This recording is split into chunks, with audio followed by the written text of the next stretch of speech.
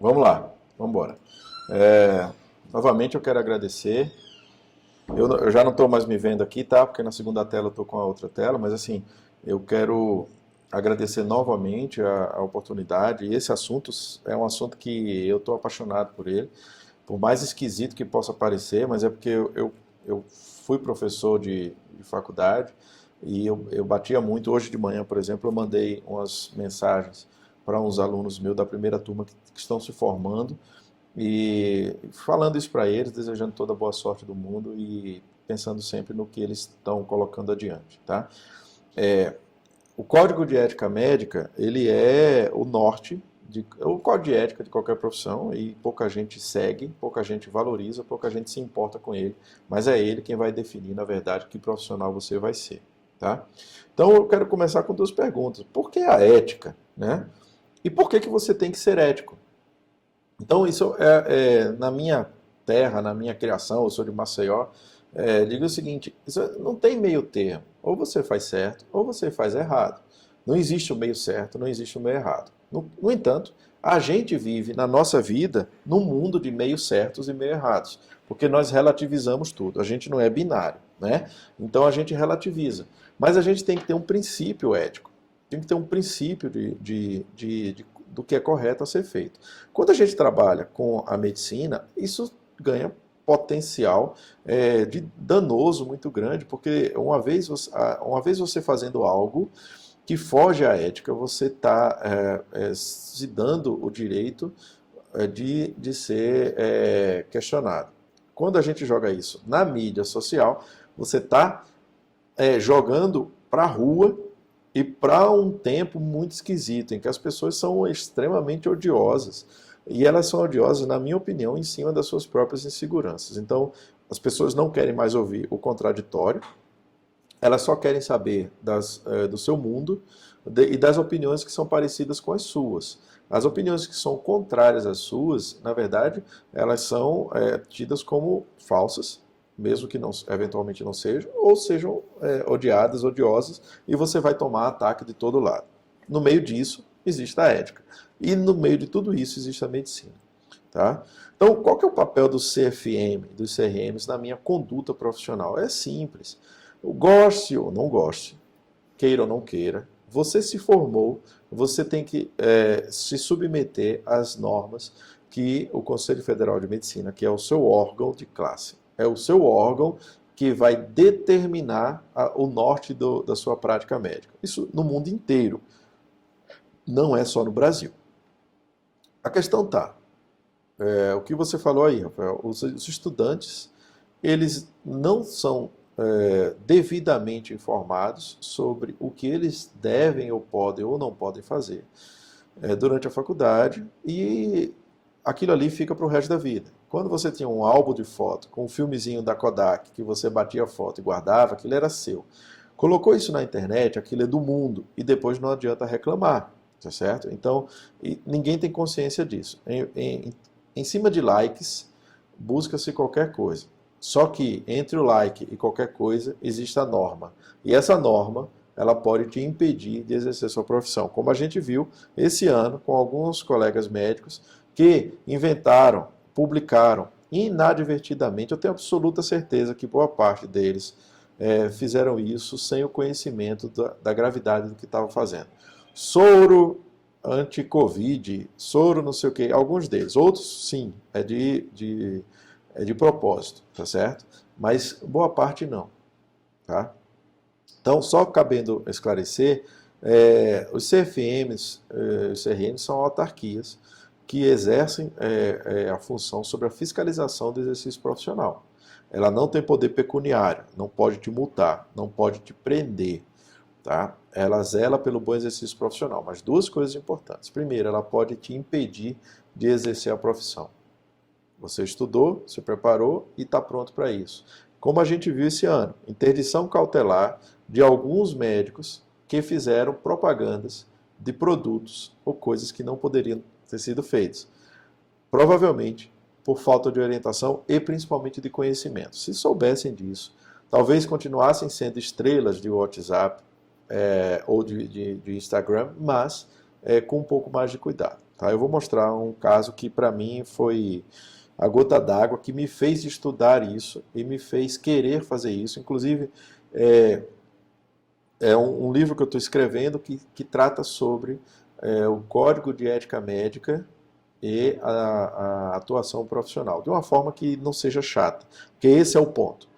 Como ninguém quer hoje estudar, ler, aprender, e esse assunto é chato, as pessoas não se interessam. E como não se interessam, elas se expõem. E não podem fugir do Código de Ética Médica nem do Conselho de Medicina. Então deveriam sim se aprofundar, entender e estudar. Como isso não vai acontecer, e como o próprio Conselho e os Conselhos Regionais de Medicina, eles não têm uma interlocução tão fácil com essa geração nova, a gente acaba entrando num conflito. E a minha ideia é fazer essa ponte, tá? Que a gente consiga conversar com quem está saindo, com quem é novo, e consiga fazer com que o conselho chegue mais perto disso. Então, o Código de Ética Médica, ele é regido, a última versão é de 2018, é atual, tá certo? Ele é regido pela resolução 2217 de 2018, consta de 26 princípios fundamentais, 11 normas disseológicas e 117 normas deontológicas. O que quer dizer isso? 11 normas que são direitos e 117 normas que são deveres. Tá? E nessas 117 normas é onde você pode ser enquadrado por infração ética, tá bom? São 4 disposições gerais que eu nem coloquei aqui e não coloquei todas não, só as principais. Então vamos lá. Separei um dos princípios fundamentais. No item 19, o médico se responsabilizará em caráter pessoal e nunca presumido. Isso é importante. Você, no seu ato profissional, não pode transferir a outro a responsabilidade pelo ato que você praticou. A responsabilidade, por exemplo, no meu caso, de uma reação alérgica, ela é sua. O chefe do centro cirúrgico é o cirurgião. O ato médico, ele é sempre pessoal, jamais presumido. E o seu ato, ele deve ser sempre colocado em voga, acima de qualquer outra coisa. A responsabilidade é sua. No caso da responsabilidade profissional, aí eu já estou nas normas deontológicas, é vedado ao médico deixar de cumprir as normas emanadas pelo Conselho Federal e Regional de Medicina. Entendam isso. Se você tem norma e você não cumpre, você está sujeito à infração ética. Mas a gente não conhece as normas, até porque elas mudam também. Mas deveria conhecer o Código de Ética Médica, para saber mais ou menos que caminho você tem que seguir, tá certo? Se você foi requisitado pelo Conselho, você também não pode deixar de cumprir sua requisição, notificação ou presença, tá bom? E você também não pode desobedecer aos acórdãos e resoluções do Conselho de Medicina. Então, se tem resolução ou acórdão, ela deve ser cumprida. Deve, não é pode. Então, ela deve, é obrigação. Ah, mas eu não vou cumprir. Ok. Se você não cumprir, você está sujeito a um processo disciplinar. Esse processo disciplinar pode te levar a uma advertência, a uma suspensão ou uma cassação. Para mim, Robertson, uma advertência pública ou privada é o suficiente para me deixar envergonhado pro resto da vida. Tem gente que não se incomoda, tá certo? Tem gente que não se incomoda. Eu me incomodo demais, então eu sempre tenho a busca pelo que a gente pode ser feito, tá certo? No capítulo 4, no artigo 23, ele fala assim: é vedado ao médico você tratar o ser humano sem civilidade ou consideração, desrespeitar a dignidade. Isso eu falo porque eu vi médicos dançando em TikTok com um paciente deitado no centro cirúrgico, mesmo que o rosto dele não tenha aparecido. Primeiro, e eu vou falar isso no final, se você fez isso dentro do ambiente de trabalho, por mim, Roberto, processo ético. Dentro da instituição e dentro do Conselho de Medicina. É um lugar de respeito, é um lugar de trabalho e é um lugar que você tem que zelar pela integridade dos colaboradores e do paciente, tá bom? No capítulo 5, é vedado ao médico desrespeitar o pudor de qualquer pessoa sobre os seus cuidados. Se você está dentro de um hospital, é impossível você fazer uma dança de TikTok com o paciente anestesiado, mesmo que você cubra o rosto dele. É impossível que você não esteja desrespeitando o Código de Ética Médica. Impossível. Impossível. Tá? Em relação ao sigilo profissional, que a gente conversou aqui no começo, é vedado fazer referência a caso clínico identificável, tá certo? Exibir pacientes ou imagens que se tornem reconhecíveis em anúncio profissional ou na divulgação de assunto médico em meio de comunicação em geral, e agora você coloca também as mídias sociais, mesmo com autorização do paciente. Mesmo que ele autorize, você não pode identificá-lo. Você não pode colocar o nome, idade, o rosto, o paciente não pode ser identificado. Você não pode fazer isso. É infração ética, tá? E não tem como discutir, mesmo que ele autorize. No caso da publicidade, é vedado ao médico divulgar informação sobre assunto médico de forma sensacionalista. Isso aqui você pode ir no Instagram e você vai ter 50, tá certo? Fazendo divulgação de dados sem comprovação científica ou de conteúdo inverídico. Eu não estou falando nem de tratamentos atuais sobre coisas que a gente sabe que é uma loucura. É vedado ao médico divulgar fora do meio científico processo de tratamento ou descoberta que não tenha sido reconhecido cientificamente. Então, é infração ética, tá certo? Você divulgar tratamento que não seja de reconhecimento científico, tá? Você não pode, isso aqui é uma das coisas que eu mais vejo acontecer, e eu acho que isso aqui é por desconhecimento, não é por maldade. Você não pode anunciar título que você não possa comprovar.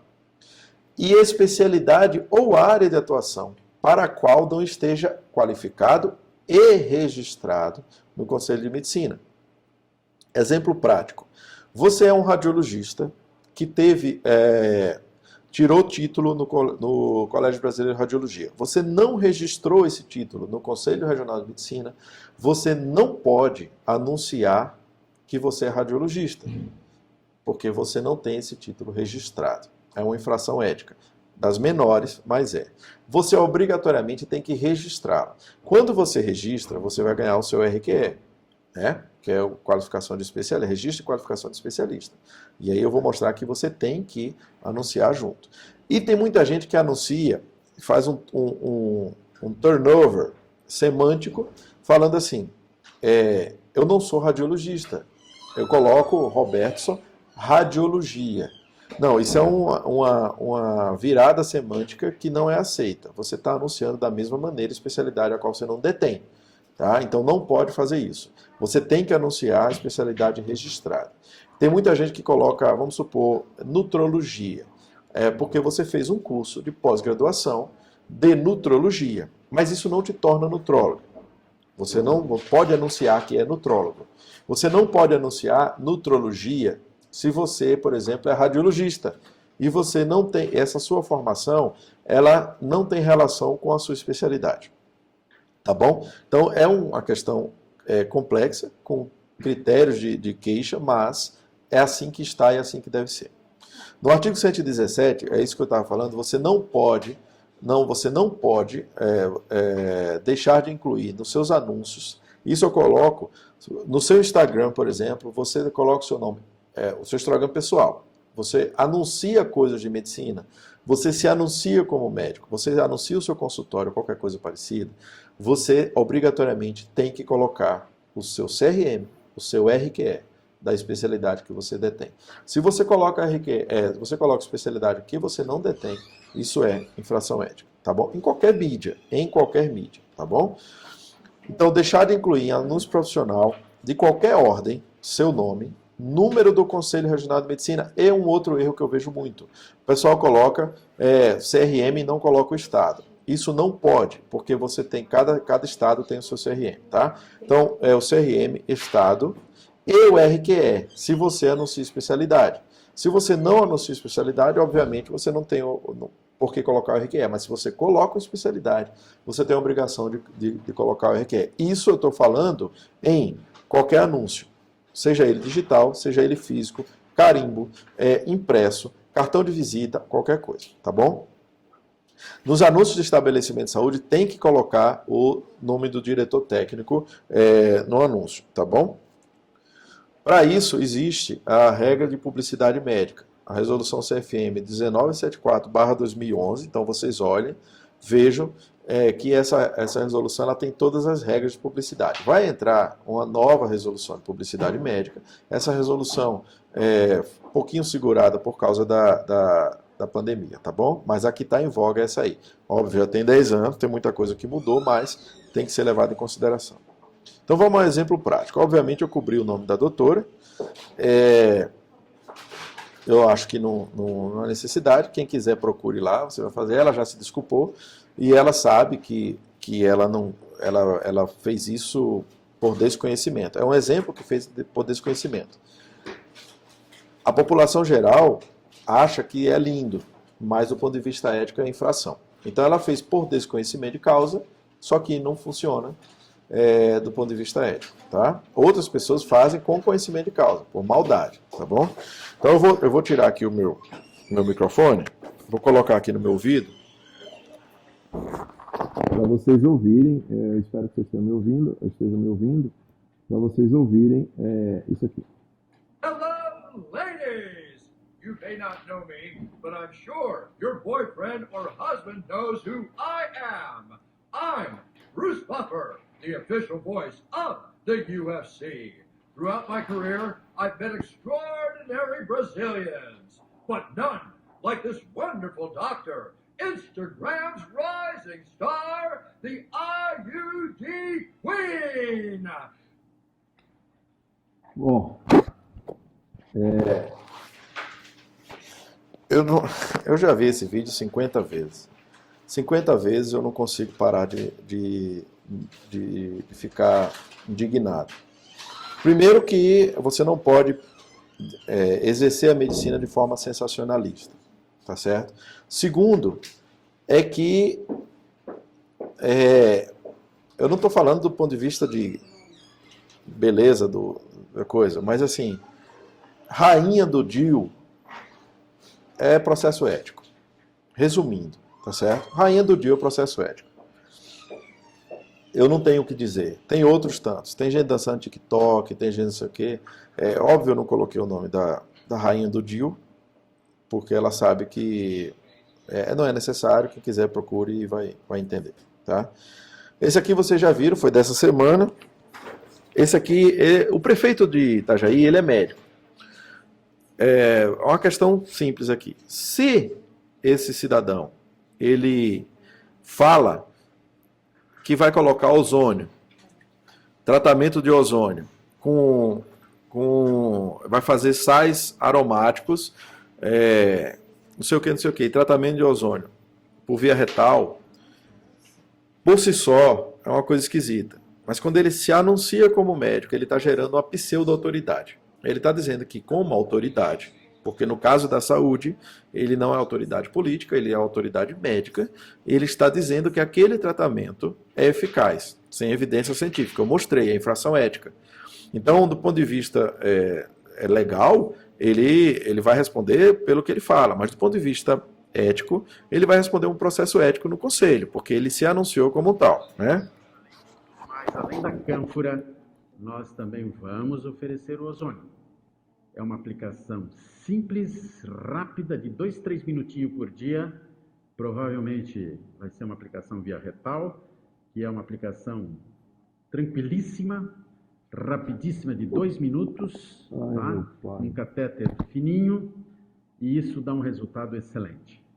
Nós vamos, em breve, estar implantando isso também. E aí, a pessoa tem que fazer durante 10 dias seguidos. São 10 sessões de ozônio. 1, 2, 3, 4, 10 dias. 10 sessões de ozônio, e isso ajuda.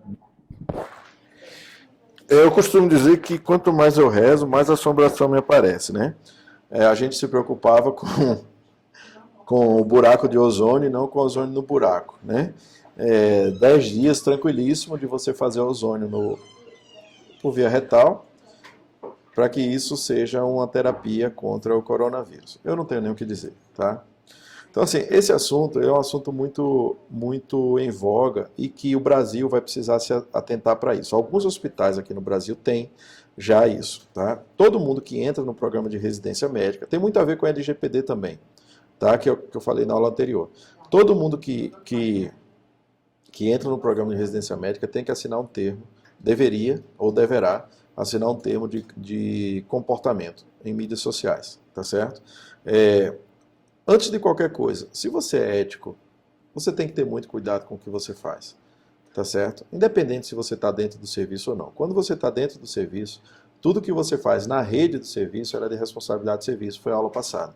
Tudo que você faz dentro do serviço, que expõe o serviço, você vai responder também perante o serviço.